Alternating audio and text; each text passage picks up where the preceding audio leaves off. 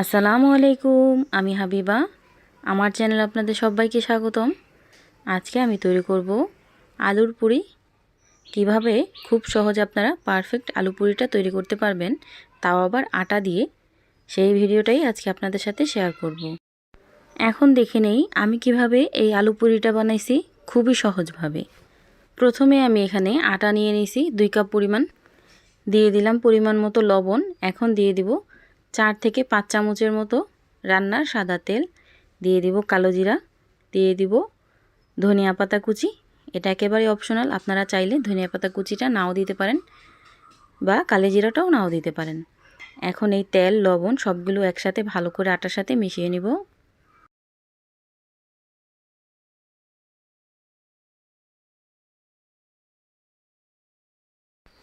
এই তো মেশানো হয়ে গেছে। এখন আমি অল্প অল্প করে পানি দিয়ে সফট একটা ডো করে নেব।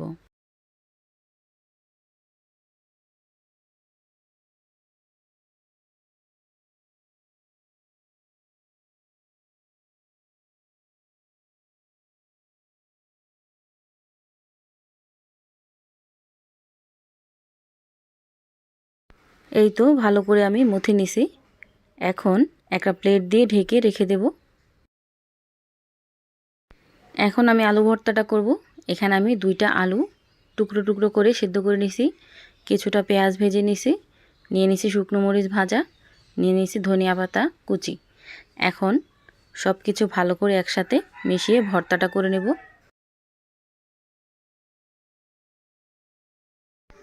এই তো ভর্তাটা বানানো হয়ে গেছে। এখন আমি এই ভর্তাটা একটা সাইডে রেখে দেব। আগে থেকে যে আটার খামিরটা আমি করে রাখছিলাম ওইখান থেকে কিছুটা নিয়ে এইভাবে ছোট ছোট লেচি কেটে নেব। এখন এই ছোট ছোট লেচের ভিতরে আমি আলুর পুরটা ভরে নেব।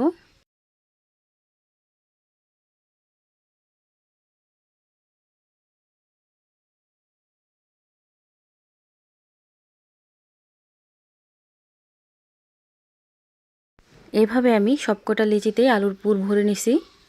এখন আমি হালকা প্রেস করে একটু বেলে নেব। বেশি প্রেস করতে যাবেন না, তাহলে কিন্তু আলুটা বের হয়ে যাবে। একটু মোটা রাখবেন।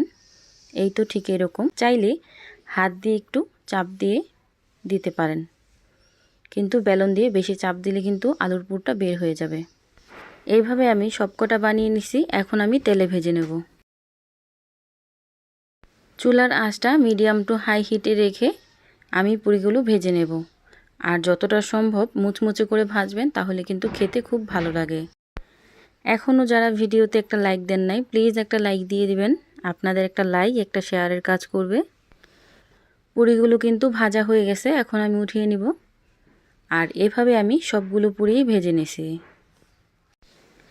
বাজার থেকে দ্বিগুণ টেস্ট হবে ইনশাল্লাহ। এভাবে আপনারা পুরিটা তৈরি করলে, আলুর পুরি খেতেও হয় অসাধারণ। ভিডিওটা যদি আপনাদের কাছে ভালো লাগে, তাহলে অবশ্যই আমার চ্যানেলটা সাবস্ক্রাইব করে রাখবেন। আর সাথে থাকা বেল আইকনটা অবশ্যই বাজিয়ে দিবেন, তাহলে আমি প্রতিদিন ভিডিও ছাড়লে আপনাদের কাছে তাড়াতাড়ি পৌঁছে যাবে। সবাই ভালো থাকবেন, সুস্থ থাকবেন। আল্লাহ হাফেজ।